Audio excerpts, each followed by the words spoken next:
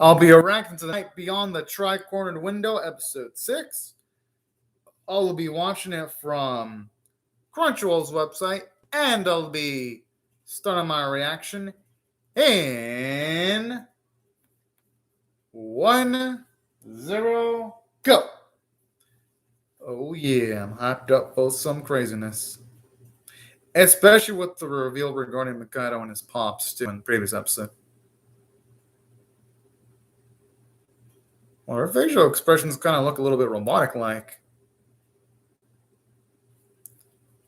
Wouldn't that normally be a cause for joy, though?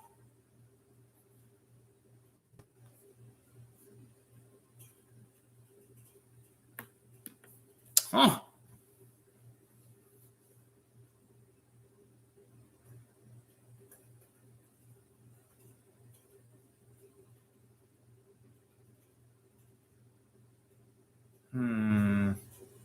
That's a damn good question there.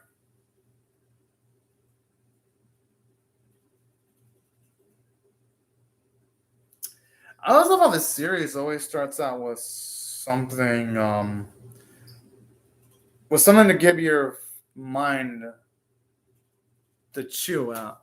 Almost every little bit before an opening, which is nice. Because some anime, they just haphazardly put in their openings, which nothing wrong with that. I mean, anime do need openings to show off the credits of whoever did the episode, at least in Japan, because streaming anime companies can never freaking be bothered to put the subtitle, the credits in an anime, which I wish they did, so I could be like, oh, so this anime did this scene. Or to be like, oh, okay, so the animation director came from this, instead of having to like look at Twitter.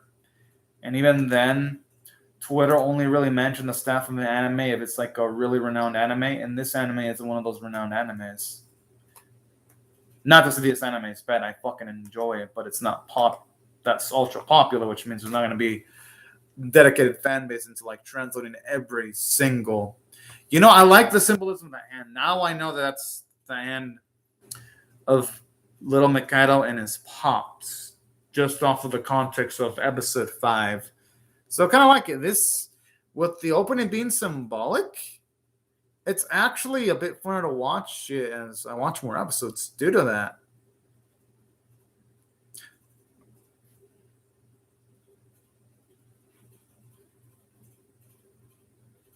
I'm assuming that customer isn't human then. Yeah, now the thing ain't human at all then. Okay, that's creepy.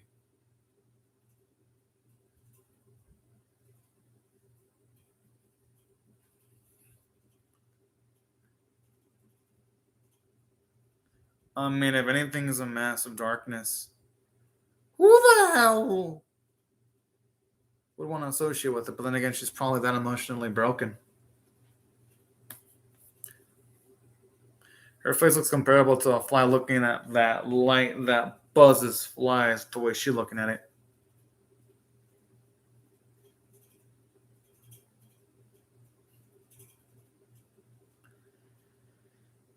I mean, someone has to say it.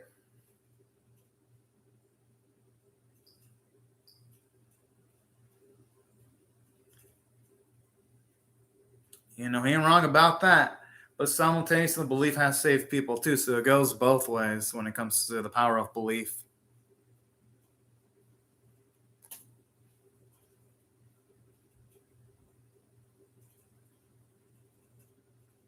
I mean, he ain't wrong, because even the people that don't say have a specific religion sometimes believe in, say, science, or believe in themselves in one way, shape, form, or another. That assessment isn't necessarily wrong, to say the least.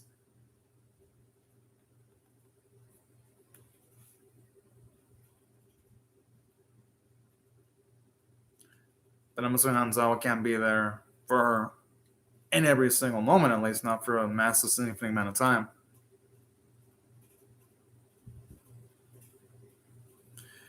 The question is, how long is that going to hold, though?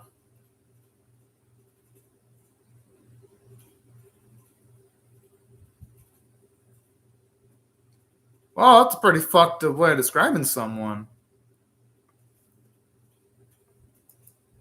Okay, at least the dude put it in that context. Because if he'd have just called her Anazawa straight up poison, that'd be kind of fucked up.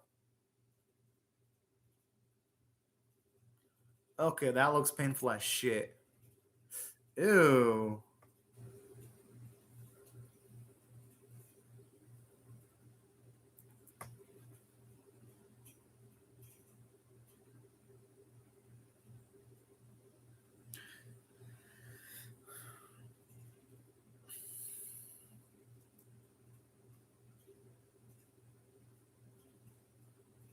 Hmm.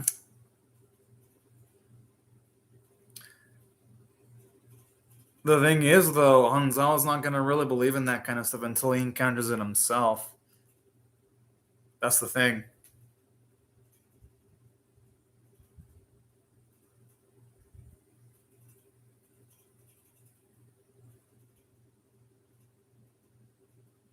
He's got a point. Because she shouldn't allow herself to be babied by her father or even what she'd imagine her father wanted her to do.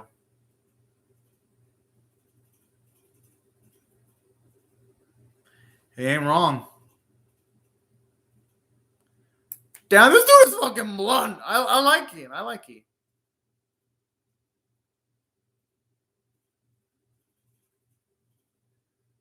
I mean, the unfortunate thing in life is, though, there are people that would help someone out immensely, but they never get to know that individual. I mean, that's something in life. Life is almost always never convenient. Oh, the wife is fucking adorable. Oh, for her sake, she wins. And she's a cutie, too.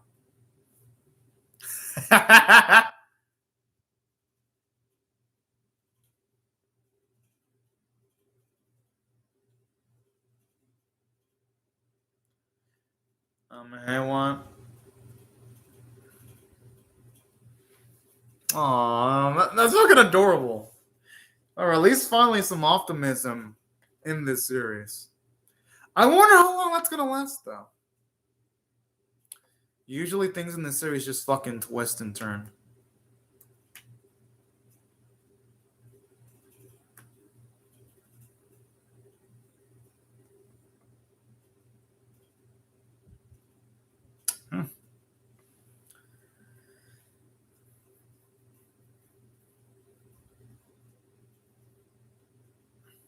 Kind of nice seeing the type of relationship they had in the past here.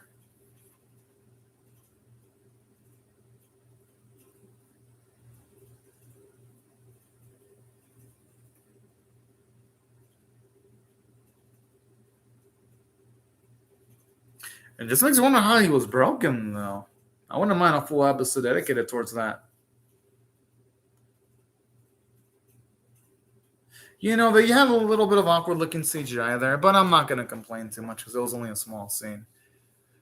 But in saying that, yeah, you can tell that for at least the smaller scenes, this series doesn't have as much production budget for this specific episode. Hopefully, it means that for like the dramatic sequences that need to look good, they pop.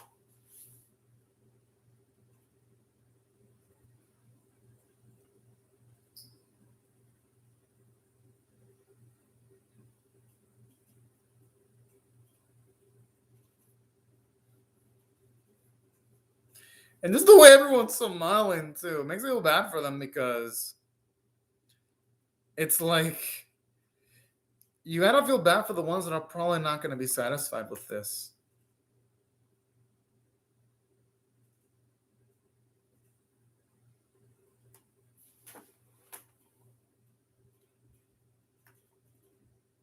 I'm assuming there's some further purpose than that, though. What I get the feeling she's involved in some shady ass shit. Or not her specifically, but the organization she works for. Or I could just be a paranoid fuck, but you never know in these kind of anime. What the? What the fuck? Who would put their child in the room like that?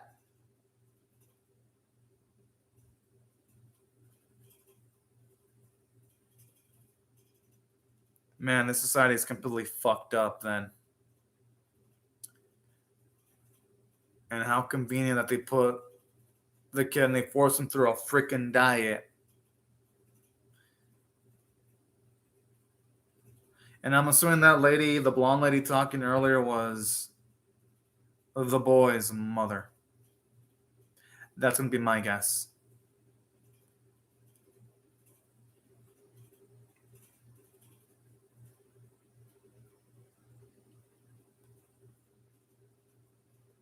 And you can tell he's so scared. He doesn't even want to do this at all. Like, you can tell this shit scares him.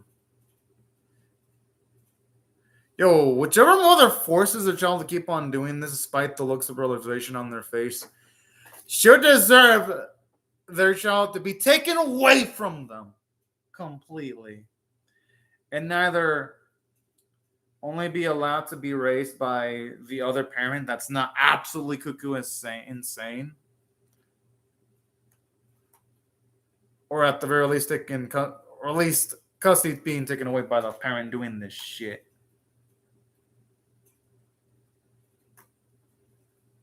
Selfish? This chick looks like a... Okay. This chick looks on the fluffy side. Our boy looks like he's the second coming of Skeletor with the way he's drawn. Looks like he needs food. Oh, this lady is talking, we must be selfish. She looks a little thin if you ask me.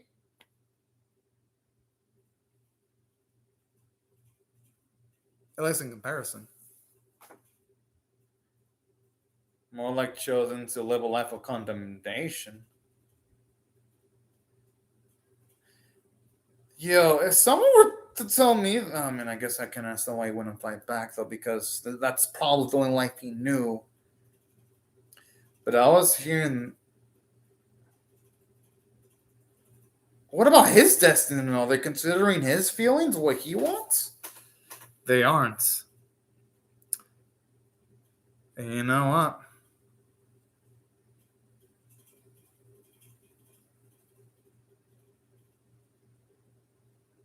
You can tell at that point, he doesn't give a single care in the world anymore, and I wouldn't blame him. Who the hell would?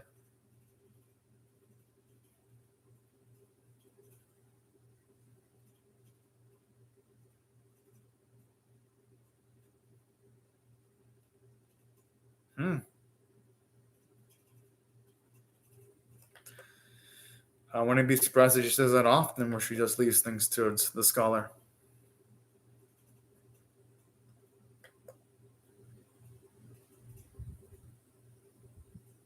Oh, okay. I'm glad he's saying that.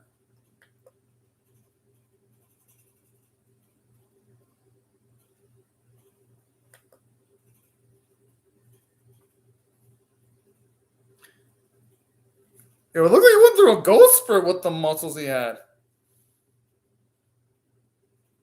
Oh, ho, ho, ho. Oh, snap, he's going out of fucking control.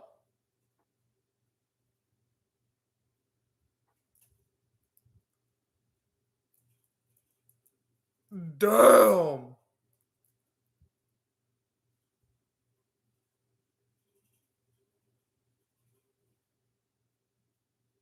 Okay, so I'm getting stronger. Actually, wasn't my imagination.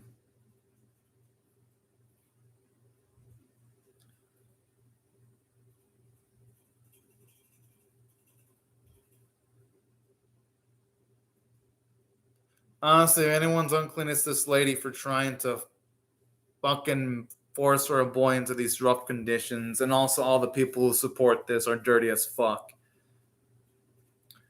And you know what to say? You reap what you sow. That's just a fact of life.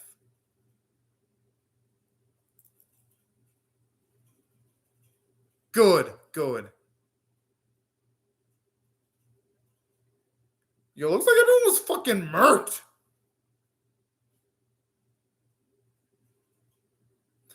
I mean, not that I feel sorry for them, but holy shit.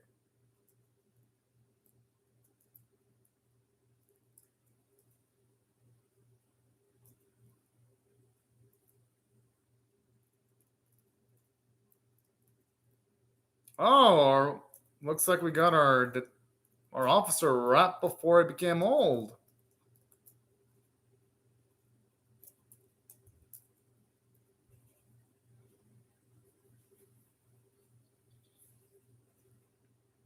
You know what I like about this little details? Everyone looks like they're malnourished, just like our boy was malnourished.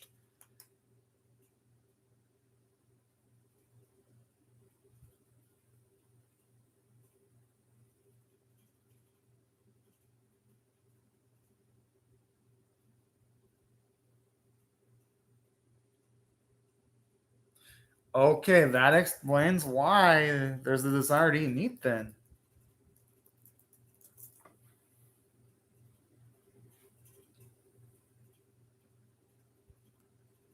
And it's for the best. Honestly, you can't really even call his parents actual parents.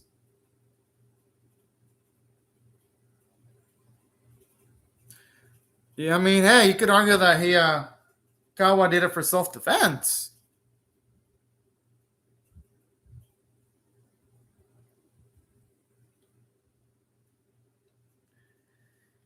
I mean, oh, well then.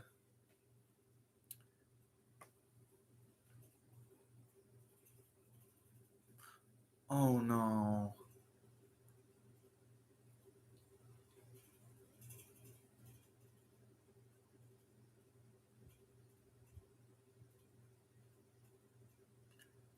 Okay, some part of me doesn't want to see what the body looks like, but part of me is fucking curious simultaneously.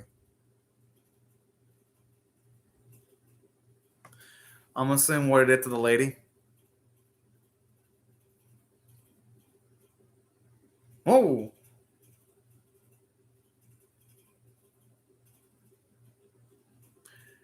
but he definitely is psychologically and mentally taken aback, though.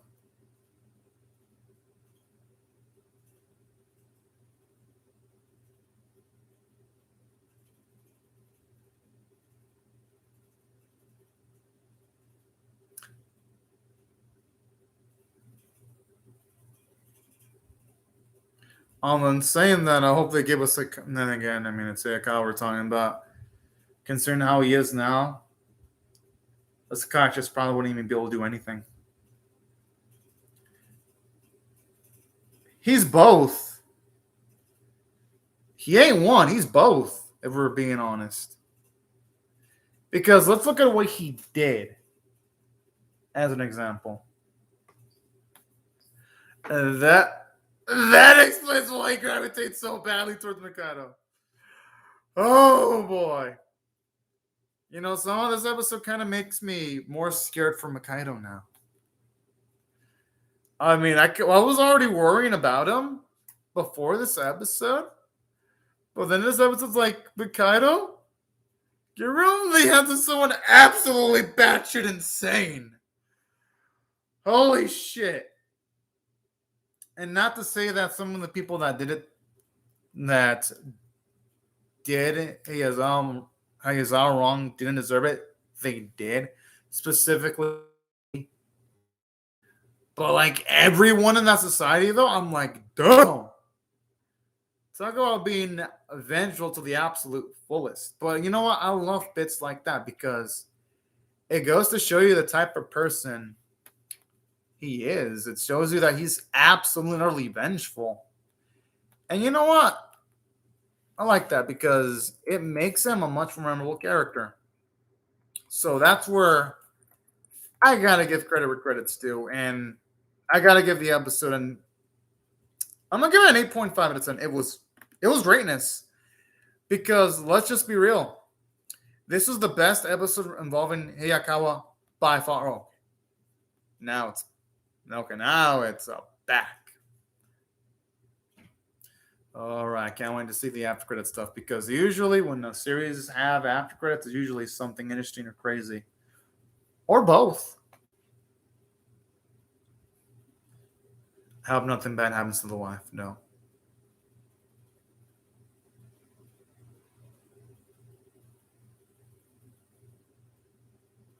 I got a bad feeling about this. And I'm assuming he was a catch on with that the arson happened before it happened.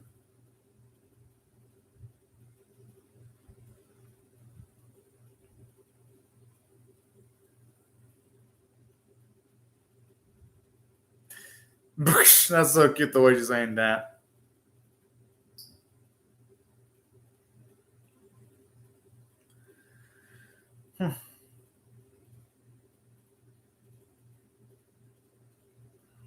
He kind of sounds like Archer from Fates tonight.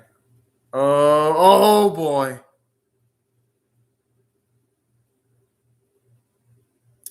I really hope nothing bad happens to the wife.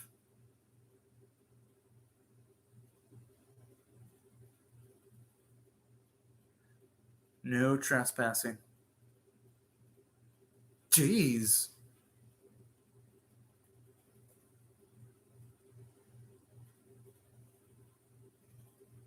I'd be creeped the fuck out of I was in that spot. What the? Whoa.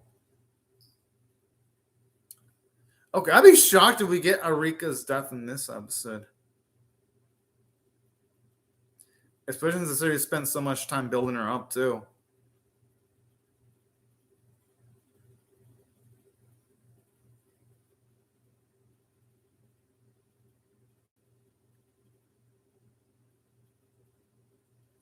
I love the way he says Hiro de Arika with like a gravitas to his voice. The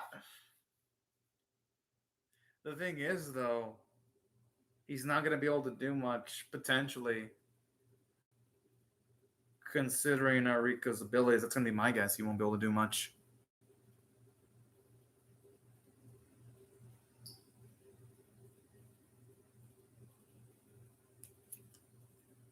The thing is, though, he won't be able to do nothing much for now because he doesn't have any concrete proof yet.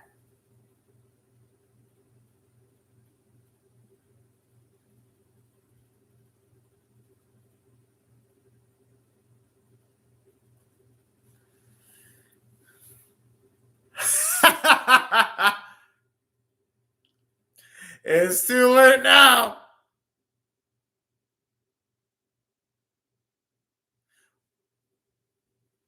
But the thing is, from Man ain't a far distance, so she might still be able to be saved.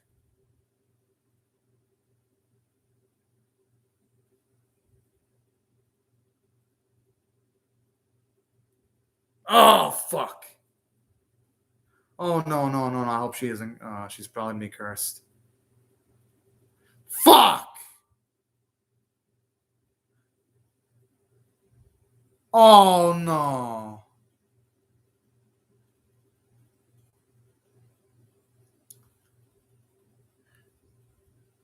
Did she just lose her eye straight up?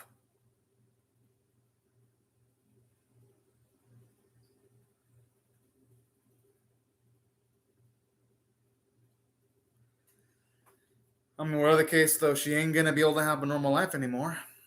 That's for sure.